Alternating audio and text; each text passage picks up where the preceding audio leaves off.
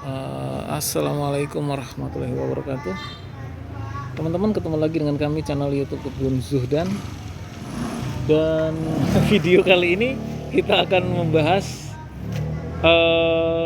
bibit dari jambu red diamond atau Hong Pause.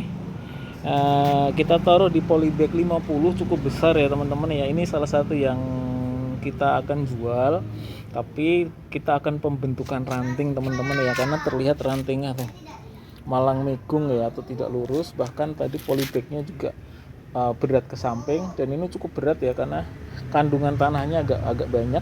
Nah, jadi kita akan membentuk ranting-ranting atau pohon atau batang dari jambu red diamond atau Hong Pause teman-teman. Kalau di ini memang kebantu banget ya, musim hujan ini termasuk ini sudah mulai belajar berbunga 1 2, kemudian nah ini 4, kemudian 5, luar biasa.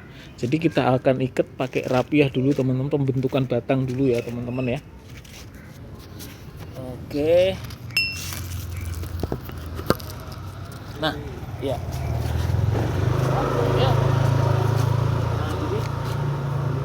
Kita mau bentuk batangnya dulu, kita ikat dengan bambu ya, dengan tali rapiah, dengan pakai bambu teman-teman.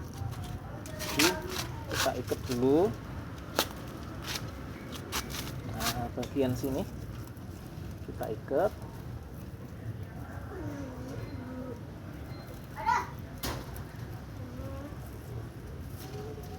Nah, sebenarnya selain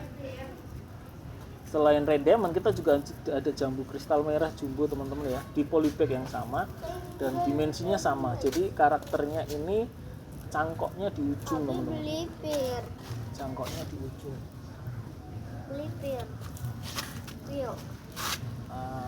Oke, jadi ini kita ikat. Diikat tangan Abi biar Kita ikat. Jadi mumpung masih kecil teman-teman ya, pembentukannya jauh lebih mudah. jauh lebih jauh. Ini bisa berlaku buat tanaman apa saja ya. Enggak. Nah, ini pun masih kelihatan mentelung atau kendor. Nah, ini juga tapi lumayan sih, lumayan lah dibanding tadi teman-teman. Dibanding tadi ya sudah lumayan kan ya.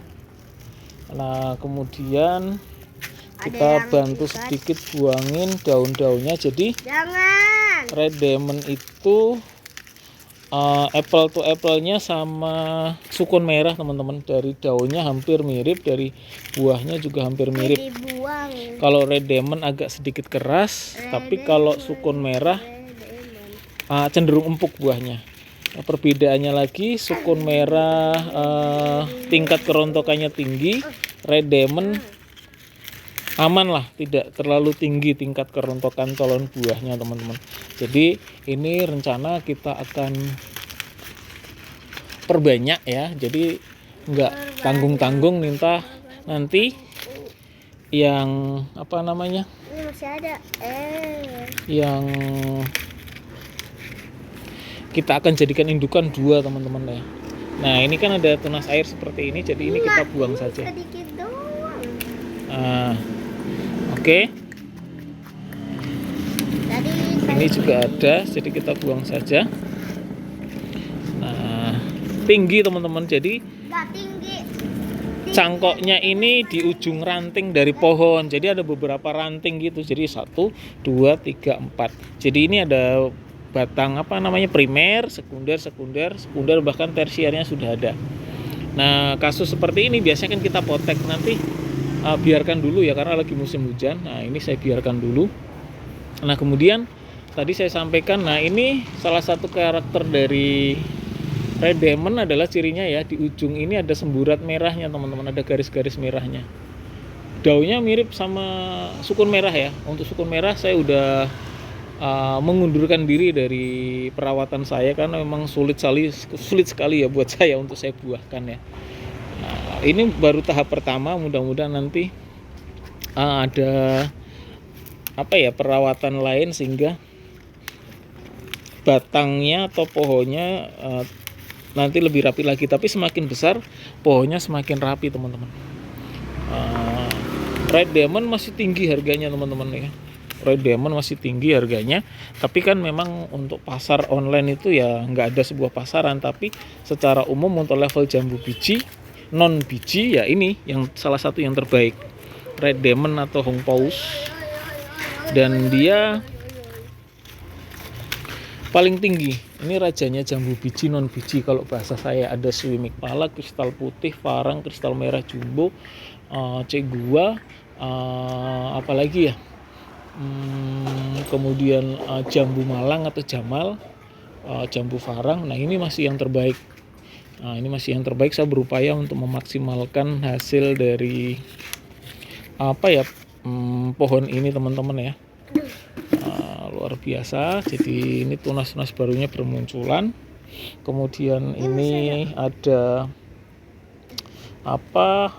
agak bengkok ya, tapi nggak apa-apa, nanti biasanya tambah besar lebih baik, tambah bagus itunya teman-teman. Nah jadi ada beberapa ranting ini yang membawa bakal buah.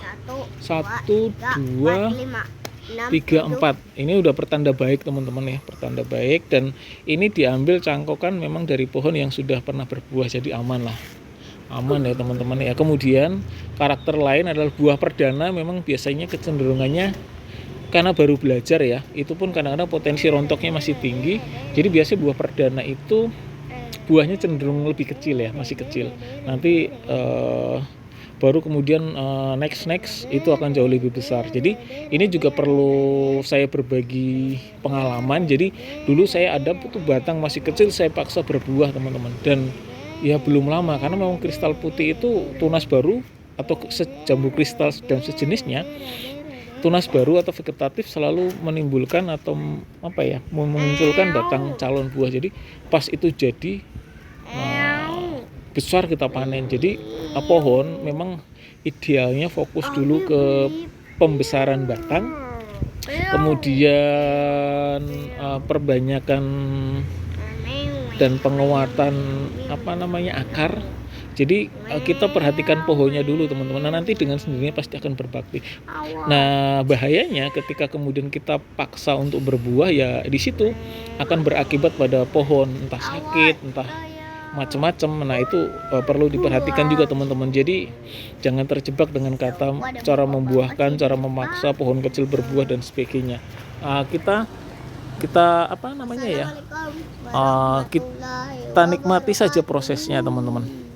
Jadi prosesnya kita nikmati. Nah yang membuat pertumbuhannya bagus adalah memang musim hujan ini membantu kami teman, membantu saya pribadi ya. Jadi ini sebenarnya sudah cukup bagus, cuman di bagian bawah saja memang agak tidak lurus. Tapi nanti sambil jalan kita bentuk lagi. Ini udah jauh lebih bagus. Ini jauh lebih bagus teman-teman. Oke, demikian. Selamat menanam. Terima kasih.